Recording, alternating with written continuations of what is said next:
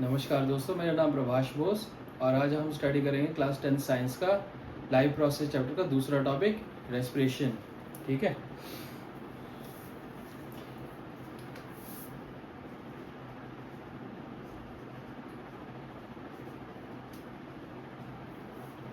Respiration समझने से पहले आप लोगों को सबसे पहला टॉपिक ब्रीदिंग समझना जरूरी है। ब्रीदिंग का मतलब क्या होता है? Exchange of gases, that is inhaling oxygen and exhaling carbon dioxide gas। Oxygen लिया और कार्बन डाइऑक्साइड छोड़ा, that is breathing. Okay. Respiration is a wider concept. Respiration में होता क्या है?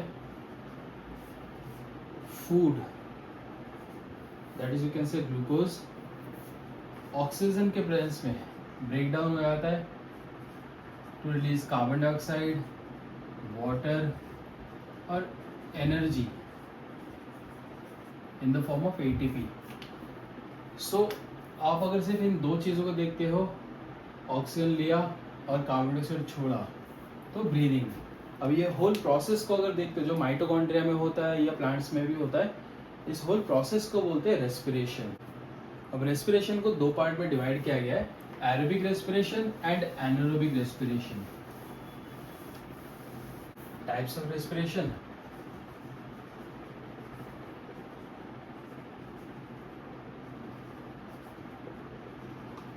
पहला सब part aerobic respiration.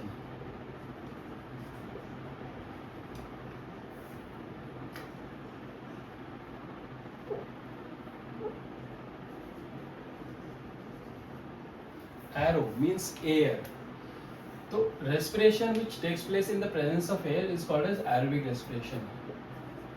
respiration which occurs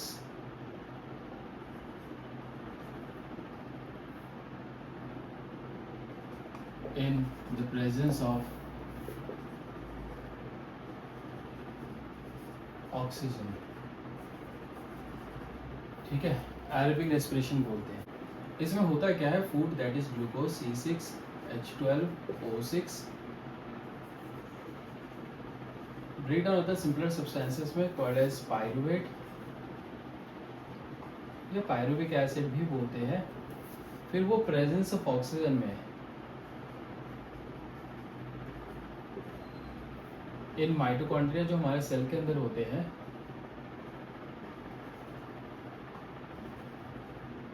convert होता है कार्बन डाइऑक्साइड, वाटर और एनर्जी 36 से 38 ATP के फॉर्म में। इसे बोलते हैं एरोबिक रेस्पिरेशन, जिसमें फूड जो है ग्लूकोज ऑक्सीजन के प्रेजेंस में ब्रेक डाउन होता है और ज़्यादा एनर्जी रिलीज करता है। सो जो हम डे टू डे एक्टिविटी जो करते हैं उसमें फूड जो है स्लोली ब्रेक डाउन होता है और ज़्यादा एनर्जी रिलीज करता है, उसे बोलते हैं एरोबिक रेस्पिरेशन। दूसरा है anaerobic respiration.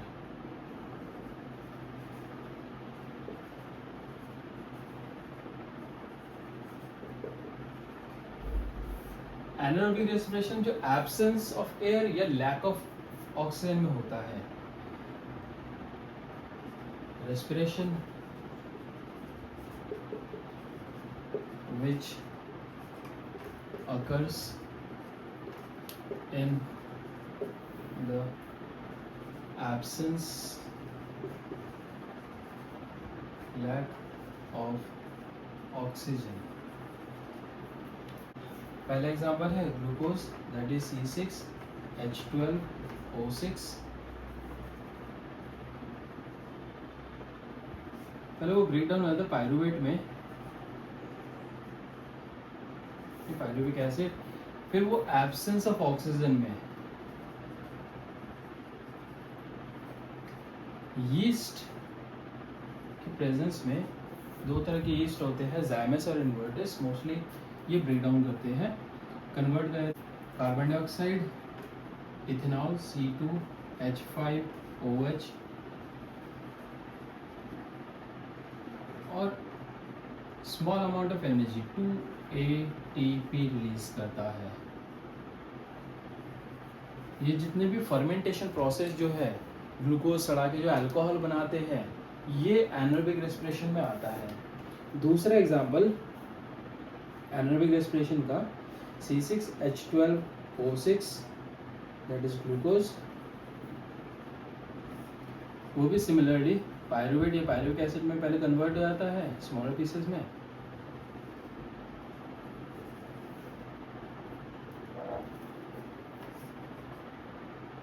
Lack of oxygen में इन मसल्स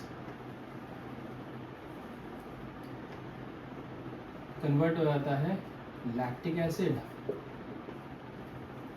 एंड 2 ATP, बहुत स्मॉल अमाउंट ऑफ एनर्जी ये भी रिलीज करता है। अभी दूसरा चीज़ क्या है, पहला और दूसरा, जब हम डेली एक्टिविटी करते हैं जैसे चलना, बैठना, काम करना, सोना, whatever activity we do, उस टाइम में हमारी बॉडी में फूड स्लोली ब्रेक डाउन होता है, ज़्यादा ऑक्सीजन में ज़्यादा एनर्जी रिलीज करता है। बट जब कोई पर्सन बहुत ज़्यादा फिजिकल एक्टिविटी करता है, जैसे रनिंग करना, बहुत ज़्यादा स्प्रिंटिंग, तेज़ी से भागना, ओके, या एक्सरसाइज करना, फिजिकल एक्टिविटी, जिम जाता है, बहुत ज़्यादा वेट लिफ्टिंग करता है, उस टाइम पे क्या होता है, फूड बहुत जल्दी ब्रेक डाउन होता है, तो उतना ज़्यादा ऑक्सीजन गैस मिलता नहीं है, कम ऑक्सीजन में ही ब्रेक डाउन होना स्टार्ट होता है, तो वो लैक्टिक एसिड बनाता है which causes muscular cramp and बहुत small amount of energy release करता है। ठीक है, तो इस पूरे को एनसीईआरटी बुक में एक फ्लो चार्ट फॉर्म में समझाया हुआ है। Glucose that is C6H12O6 convert to smaller pieces में called as pyruvate, pyruvic acid, फिर वो 3 स्टेप में कन्वर्ट करा जा सकता है। प्रेजेंस ऑफ ऑक्सीजन में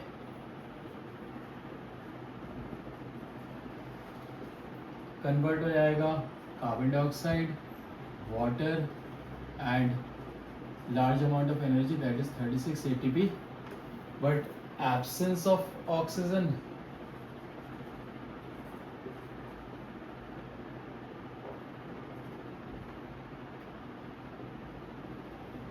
यीस्ट कन्वर्ट करता है carbon dioxide, ethanol C2H5OH and small amount of energy 2 ATP। और एक बताया था जिसमें मसल्स में लैक ऑफ ऑक्सीजन, मतलब इनसफिशिएंट ऑक्सीजन में मसल्स में, ये माइटोकॉन्ड्रिया में था, हर एक बॉडी सेल्स में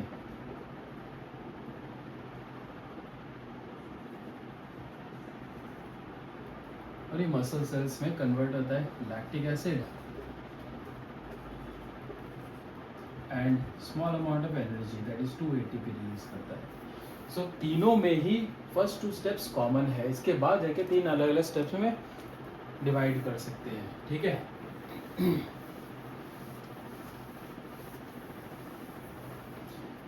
इसके बाद का टॉपिक जो है respiration in human being, that is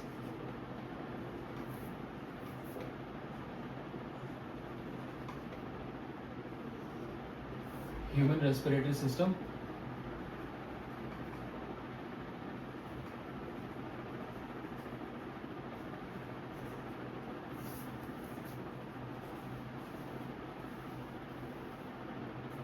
lungs की वर्किंग, ये वेरी इंपॉर्टेंट टॉपिक है। सेकंड टॉपिक जो वेरी इंपॉर्टेंट है, 5 नंबर का टॉपिक आता है respiration in human beings that is working of lungs. ठीक है, अब पहले जो है पुराने कोर्स में respiration in different animals given था, बुक में सिर्फ एक छोटा सा टॉपिक गिवन है रेस्पिरेशन इन एक्वेटिक एनिमल्स और रेस्पिरेशन इन टेरेस्ट्रियल एनिमल्स में डिफरेंस क्या है। रेस्पिरेशन इन एक्वेटिक एनिमल्स जो है रेस्पिरेशन थोड़ा जल्दी जल्दी करते हैं, ब्रीदिंग फास्ट करते हैं। रीजन क्या है कि पानी में ऑक्सीजन गैस बहुत कम होता है, और जो भी ऑक्सीजन गैस होता है डिजॉल्व ऑक्सीजन गैस के फॉर्म में होता है। तो वो क्या करते हैं, माउथ से वाटर इनटेक करते हैं और गिल से फिल्टर करके निकाल देते हैं, तो उनका रेस्पिरेशन रेट थोड़ा फास्ट होता है। एनसाइड बुक में ये मेंशन किया हुआ है, ये याद रखना इंपॉर्टेंट है। Now respiration in human being, that is human respiratory system, lungs की वर्किंग जो है वो समझना है, डायग्राम से समझते हैं। ये नोज, नेसल कैविटी, ये नॉस्ट्रल में हो सकता है, mouth, oral cavity, buccal cavity, दोनों पाइप कॉमन जगह पे जाकर मीट होते से फेरिंग्स बोलते हैं। नीचे जाके थोड़ा इलांगेट हो जाता है, ये लैरिंग्स बोलते हैं। वॉइस बॉक्स या एडम सैपल भी बोलते हैं। जस्ट उसके नीचे ऐसे रिंग्स और कार्टिलेजेस होते हैं, स्प्रिंग जैसा स्ट्रक्चर होता है। इसका भी इम्पोर्टेंट फंक्शन है, बाद में बताते हैं, डिस्कस करते हैं। ओके, इसे बोलते हैं विंड पाइप या ट्रैकिया। फर्दर जाके यही पाइप दो पार्ट में स्प्लिट हो जाता है,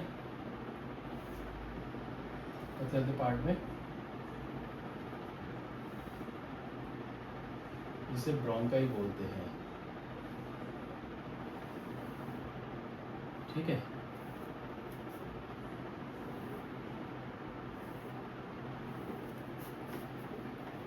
सो डायग्राम जितना फ्री हैंड बना सकते हो बहुत अच्छा है आपके लिए भी। ओके, ज़्यादा कॉम्प्लिकेटेड मत बनाना डायग्राम, मेक इट सिंपल। ये दो मेन पाइप जो है बड़े बड़े पार्ट ब्रोंकाई बोलते हैं, और फर्दर जाके और भी छोटे छोटे पार्ट में डिवाइड हो जाते हैं, ब्रोंक्यूल्स बोलते हैं। ब्रोंक्यूल्स के एंड में बिल्कुल किनारे किनारे छोटे छोटे स्फेरिकल बलून लाइक स्ट्रक्चर होता है, एल्विलाई बोलते हैं। इनफैक्ट इन ब्रोंक्यूल्स के एंड में छोटे छोटे स्मॉल स्फेरिकल स्ट्रक्चर जो है एल्विलाई बोलते हैं। इनफैक्ट एक दो एल्विलाई नहीं, होल लंग्स जो एल्विलाई से भरा हुआ होता है। ठीक है, नीचे जो है लंग्स की शेप को चेंज करने में हेल्प करता है डायफ्राम, नॉस्ट्रिल या नेसल कैविटी, ये नोज बोल सकते हो। This is mouth, oral cavity या बकल कैविटी, जहाँ पे दोनों पाइप कॉमन मीट होते हैं, इसे बोलते हैं फेरिंग्स। ये जो इलोंगेटेड पोर्शन थोड़ा नीचे आके, इसे बोलते हैं लैरिंग्स या वॉइस बॉक्स या एडम सैपल भी बोलते हैं। ये रिंग लाइक स्ट्रक्चर जो बनाया, this is called as trachea या विंड पाइप।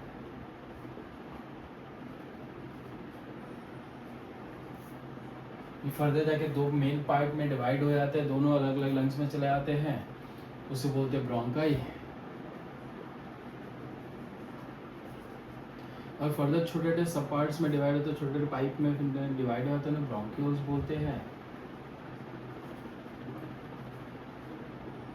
इनके एंड में, पाइप्स के एंड में स्फेरिकल बलून या अंगूर जैसे स्ट्रक्चर होते हैं, एल्विलाई बोलते हैं। नीचे लंग्स के स्ट्रक्चर को चेंज करने में हेल्प करता है डायफ्राम। लंग्स अगर देखा जाए, दोनों लंग्स का स्ट्रक्चर बिल्कुल सेम नहीं होता। लेफ्ट वाला जो लंग्स है, मैं अगर ऐसे खड़ा होता हूँ तो मेरा लेफ्ट हैंड ये है, राइट हैंड ये है। ओके, लेफ्ट लंग्स जो है स्लाइटली छोटा होता है, क्योंकि यहाँ पे ह्यूमन हार्ट प्रेजेंट होता है, इसलिए उसके लिए स्पेस बनाने के लिए लेफ्ट लंग्स थोड़ा छोटा होता है। ठीक है, बिल्कुल आइडेंटिकल शेप का नहीं होता। लंग्स के ऊपर एक पतला सा थिन लेयर होता है, प्लूरा बोलते हैं, वो जरूरत है ना। आगे इसकी वर्किंग समझते हैं। जब हम ऑक्सीजन इनहेल करते हैं, ऑक्सीजन गैस इनहेल करते हैं, तो नॉस्ट्रल से होते हैं, नेसल कैविटी से होते हैं, ब्रोंकाई ब्रोंक्यूल से एंटर होते हुए हर पाइप में चला जाता है, एंड में चला जाता है। ब्रोंक्यूल्स के एंड में कौन है, एल्विलाई। एल्विलाई के अंदर गैस भर जाता है। नाक बंद है तो मुंह से भी सांस ले सकते हैं। अब इसका अगर स्ट्रक्चर देखा जाए, एल्विलाई का अगर स्ट्रक्चर देखा जाए, इट लुक लाइक दिस। ऐसे पतले पतले पाइप के एंड में स्फेरिकल बलून लाइक स्ट्रक्चर होता है जिसे हम एल्वेलाई बोलते हैं, राइट। एल्वेलाई का स्ट्रक्चर इस तरह से होता है। इसके वॉल में, एक्सटीरियर वॉल में रेड ब्लड सेल्स आ जाते हैं, आरबीसी, ओके। इनके वॉल पे, एल्वेलर वॉल पे रेड ब्लड सेल्स होते हैं because lungs is also connected with blood vessels. तो हर एक एल्वेलाई के साथ ब्लड वेसल्स कनेक्टेड होता है, तो इनके वॉल पे ब्लड आ जाते हैं। सो जो भी हम ऑक्सीजन गैस इनहेल करते हैं, ये सारा ऑक्सीजन गैस ब्रोंकाई ब्रोंक्यूल्स के थ्रू होते हुए इनके अंदर भर जाते हैं ऑक्सीजन गैस, इसके अंदर भर जाता है ऑक्सीजन गैस, ठीक है। बलून लाइक स्ट्रक्चर है, सारा ऑक्सीजन गैस इसके अंदर फिल हो जाता है। अब इसके अंदर ऑक्सीजन गैस भरते ही होता क्या है, दो रीजन है जिसकी वजह से ऑक्सीजन गैस जो है ब्लड में चला जाता है। एक, रेड ब्लड सेल्स में, ये जो रेड ब्लड सेल्स हैं they contain haemoglobin, iron pigment है। आयरन पिगमेंट मतलब क्या होता है, आयरन एक मेटल है और मेटल लिक्विड फॉर्म में अगर होता है तो उसे पिगमेंट बोला जाता है, ओके। आयरन पिगमेंट होता है, ब्लड में जो है हेमोग्लोबिन होता है, आयरन पिगमेंट। अब आयरन पिगमेंट होने का पर्पस क्या है, मेटल्स की एक एफिनिटी होती है, मेटल्स के एक अट्रैक्शन पावर होता है जो नॉन मेटल्स को खींच सकते हैं। सो ये ब्लड में हेमोग्लोबिन क्या करता है, ऑक्सीजन गैस को ट्रैप कर लेता है, ट्रैप करके बन जाता है oxyhaemoglobin, that is also called as oxygenated blood या प्योर ब्लड। सो सारा का सारा ऑक्सीजन गैस नॉस्ट्रल से होते हुए ब्रोंका ब्रोंक्यूल्स के थ्रू होते हुए एल्वेलाई के अंदर भर जाता है। ये सारा ऑक्सीजन गैस यहाँ पे फिलअप हो जाता है, इसके अंदर फिलअप होते ही होता है क्या है, इसके बाद सारा ऑक्सीजन गैस को खींच लेता है कौन, ये सारा रेड ब्लड सेल्स खींच लेता है। क्यों, क्योंकि रेड ब्लड सेल्स में आयरन पिगमेंट होता है, हेमोग्लोबिन होता है। हेमोग्लोबिन क्या करता है, सारा ऑक्सीजन गैस को खींच के अब्सॉर्ब करके यहाँ से ऑक्सीजन लेकर चला आता है हार्ट में, हार्ट बगल में ही है, यहाँ पे ह्यूमन हार्ट प्रेजेंट होता है। सो सारा ऑक्सीजन वाला ब्लड लेके यहाँ पे हार्ट के लेफ्ट साइड में चला आता है, वो बाद में समझेंगे हार्ट की फंक्शनिंग, ओके। हार्ट में इस चैम्बर में आता है प्योर ब्लड या ऑक्सीजन ब्लड लेके, इंटेस्टाइन से फूड लिया, लंग्स ऑक्सीजन लिया, ऑक्सीजन लेके हार्ट में आता है, हार्ट से चला आता है पूरी बॉडी के पास सर्कुलेट होता है, एओर्टा के थ्रू पूरी बॉडी में चला आता है, पूरी बॉडी को फूड एंड ऑक्सीजन दिया। जैसे थोड़ी देर पहले बताया था, फूड एंड ऑक्सीजन होता है क्या है, रेड ब्लड सेल्स क्या करते हैं, red blood cells RBC food and oxygen पूरे बॉडी को, हर एक सेल को, माइटोकॉन्ड्रिया को दे देता है फूड एंड ऑक्सीजन, बदले में कार्बन डाइऑक्साइड में, कार्बन डाइऑक्साइड वाटर और एनर्जी में कन्वर्ट तो हो जाता है। सो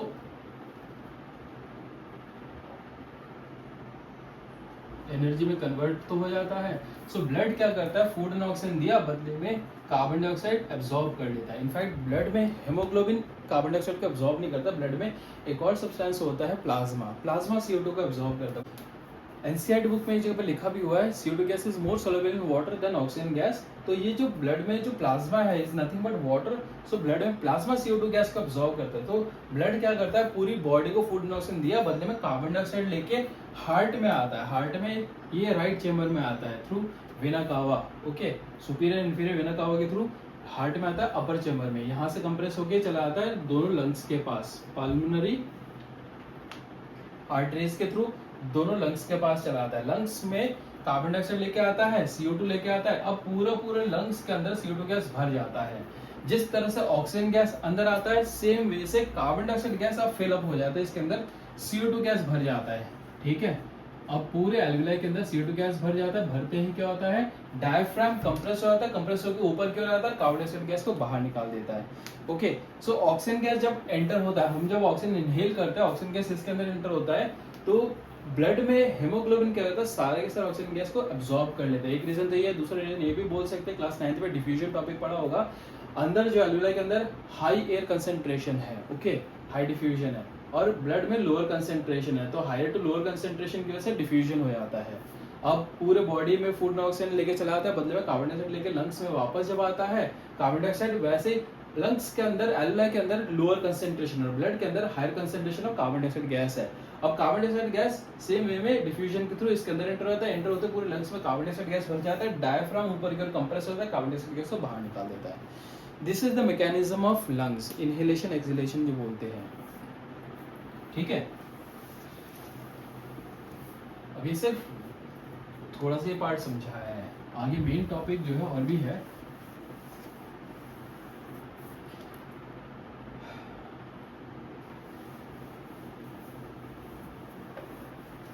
डायग्राम दोबारा से ड्रॉ करते हैं,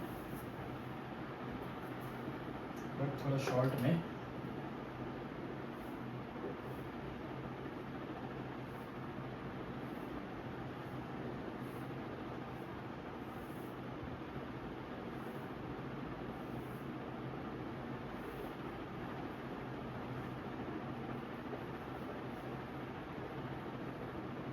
पूरा डायग्राम नहीं ड्रॉ कर रहा अभी, जैसे थोड़ी देर पहले जो डायग्राम जो ड्रॉ करा था। जब हम इनहेलेशन एक्सहेलेशन करते हैं, लंग्स इनहेलेशन के टाइम नीचे आता है, डायफ्राम उसको खींच के नीचे ले आता है, और एक्सहेलेशन के टाइम वही डायफ्राम जो ऊपर की ओर कंप्रेस हो जाता है, पुश करता है, लंग्स को पुश करता है, और लंग्स का जो वॉल्यूम है ऑलमोस्ट 1/3 ऊपर हो जाता है। ठीक है ना, कार्बन डाइऑक्साइड गैस को बाहर निकाल देता है। इनहेलेशन में लंग्स नीचे आता है, एक्सहेलेशन में लंग्स ऊपर की ओर आता है, ऐसे ऊपर नीचे बाउंस होता रहता है। तो इसका इम्पैक्ट जो है इस पाइप में ना पड़े, इसलिए यहाँ पे रिंग्स ऑफ कार्टिलेजेस होते हैं। ओके, जस्ट लाइक मोटरसाइकिल या कार के जो शॉक एब्जॉर्बर होते हैं, जब वो गड्ढे से या स्पीड ब्रेकर से जाते हैं तो ऊपर नीचे कंप्रेस एक्सपैंड होते रहते हैं। तो ये लंग्स भी जब इनहेलेशन एक्सहेलेशन में ऊपर नीचे बाउंस होता रहता है, तो ये प्रेशर जो है इस पाइप पे ना पड़े, इसलिए यहाँ पे रिंग्स ऑफ कार्टिलेजेस होते हैं, ताकि ये कंप्रेस एक्सपैंड हो, प्रेशर को एब्जॉर्ब कर ले। ओके, एनसाइड में ये लिखा हुआ है, rings of cartilages are present in our throat to ensure that the air passage does not collapse. ये वर्ड भी याद रखना इंपॉर्टेंट है। ओके, नेक्स्ट टॉपिक, लंग्स का तीसरा टॉपिक इसी से रिलेटेड है, बट ये कभी पूछेंगे नहीं।